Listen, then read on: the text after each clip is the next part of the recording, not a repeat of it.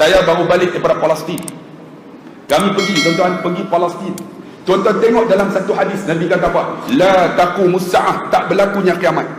Hatta tuqatilul muslimun al-yahud, sehingga orang Islam ni akan lawan orang Yahudi. Hatta wara al-yahud min hajar wa sajar, sehingga orang Yahudi ni akan sembunyi di sebalik batu dan kayu. Yaqulul hajar wa sajar, batu dan kayu akan bercakap, hadza yahudiyun warai faqtuluh, ini Yahudi bersembunyi di sebalik aku, bunuh dia. Illa sajaratul gharqad, kecuali satu pokok nama gharqad, sajaratul yahud, pokok Yahudi. Saya pergi Palestin, tuan-tuan, 3 kali dah. Rupa-rupanya sampai di namanya Tel Aviv. Ibu negara yang kata Israel, sebenarnya itu Palestin.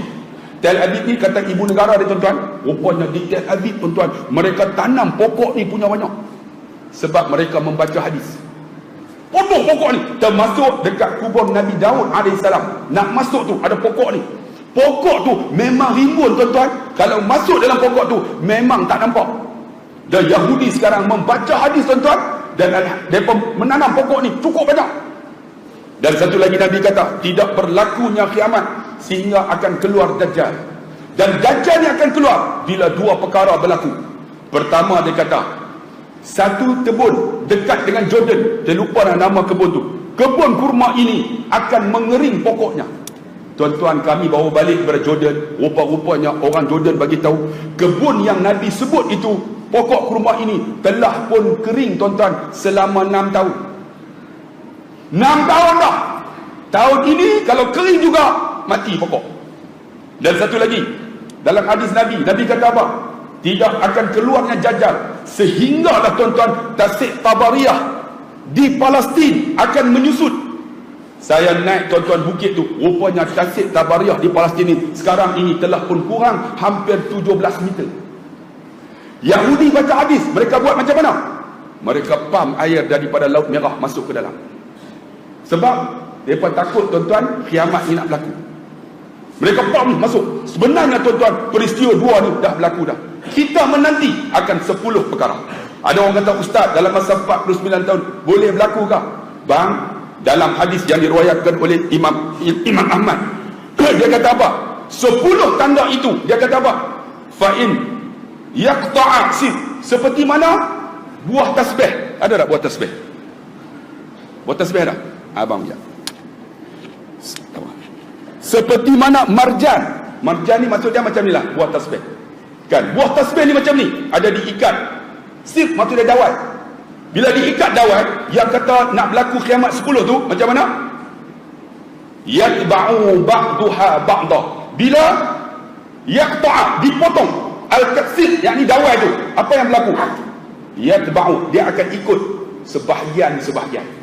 Tuan-tuan, Imam Sayyuti kata 10 tanda yang akan berlaku itu akan ambil masa hanyalah 9 tahun.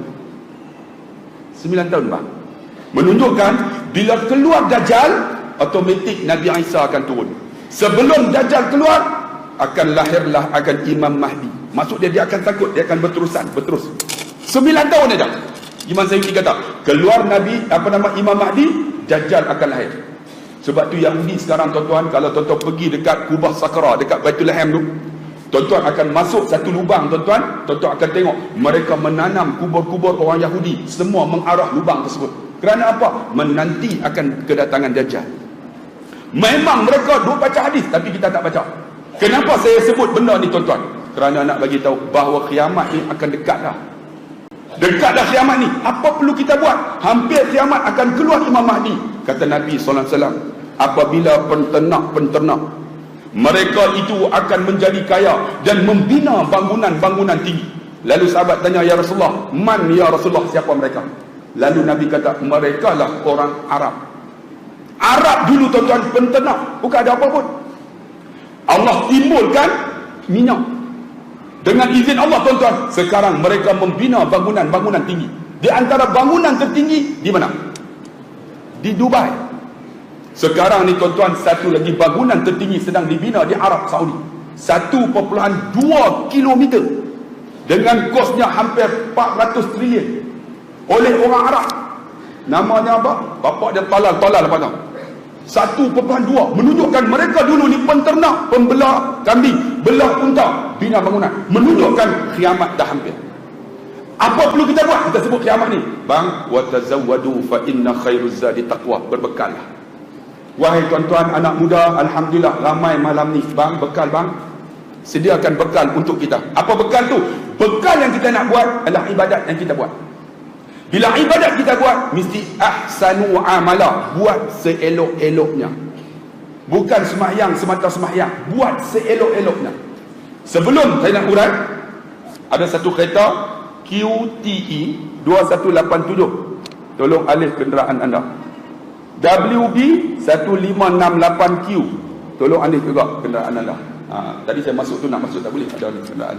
WB 1568Q, QTE 2187. Bukan alih lah, balik terus lah. Alih pun tak jadi lah tuan-tuan. Ini tuan-tuan yang dikasihi oleh rahmat Allah. Kita watazawwadu, berbekal. Apa bekal kita? Sembahyang bagi elok. Ni adik-adik kita ni, kita dah mula sembahyang. Alhamdulillah, rupa-rupanya tuan-tuan kita nampak ramai sembahyang. Rupanya yang di luar tak sembahyang punya ramai. Kita dah nampak hebat bang. Ni saya dapat mesej ni tiap-tiap hari. Macam 2 hari 3 hari lepas datang seorang tuan-tuan umur 41 tahun. Ni pakai tungkat. Dia masuk, dia peluk saya, dia menangis di rumah saya. Saya kata, abang kenapa menangis? Ustaz, dia kata, boleh saya masuk dah rumah ustaz? Saya kata masuk lah. Kan, kita pun masuk. Tapi masuk pun tak ada air, saya kata. Ayam tak ada, saya kata. Takkan nak bagi minum kan? Dia pun duduk. Saya kata, ada apa masalah? Ustaz, dia kata, saya umur 16 tahun, Tuhan bagi slip disc. Bila saya sakit ustaz, saya marah ke Allah. Start daripada umur 16 tahun saya tak semayang, sampai umur 41 tahun tak semayang. Saya kata semayang Jumaat, semayang tak? Saya pergi ustaz, saya pergi dengan ayah mertua saya masuk tandas, saya duduk dalam tandas sampai habis Jumaat. Saya tak semayang ustaz, saya marah dekat Allah. Ketika umur saya 22 tahun, Tuhan bagi saya kencing manis. Sekarang buah pinggang saya tak fungsi, saya marah dekat Allah. Allah tak adil, dia kata, bagi saya sakit sedangkan saya muda lagi. Saya tengok dia, abang sakit umur berapa? 16 tahun. Abang sihat 16 tahun. Abang sakit tulang belakang, tapi mulut abang boleh makan, mata abang boleh melihat. Kalaulah Tuhan butakan mata abang, abang rasa macam mana? Tak tahulah ustaz. Kalau mulut tak boleh makan, rasa macam mana? Tak tahulah ustaz. Tengok nikmat Tuhan bagi, itu baru 2, tak masuk lagi tangan kaki. Banyak nikmat Tuhan bagi, abang tak bersyukur tak? Dia pun tunduk kepala. Bang, sembahyang ni bukan untuk Allah, sembahyang ni untuk abang, untuk bekal abang di akhirat. Dia pun menangis. Menangis. Bila menangis, saya kata, abang balik sembahyang. Nak sembahyang apa ustaz? Saya tak tahu nak sembahyang. Menunjukkan tuan-tuan duduk di nasihat hebat tak? Rupanya di luar sana orang tak sembahyang ramai lagi bang. Yang tak tahu sembahyang apa tak? Sebab tu kita yang tahu sembahyang ni bang, kena doa banyak-banyak doa ini. Allahumma rabbana la tuzigh qulubana ba'da idh hadaitana wa hab lana min ladunka rahmah innaka antal wahhab. Minta tuan-tuan supaya Allah kekalkan hidayah kat kita bang. Sebab Tuhan dah buka pintu hidayah untuk kita. Ni doa juga tu, orang yang luar tu yang tak dapat lagi hidayah tu. Jangan duk kata aku sembahyang aku jamin syurga, yang tak sembahyang ni lantak dia. Bang, perelok amalan kita.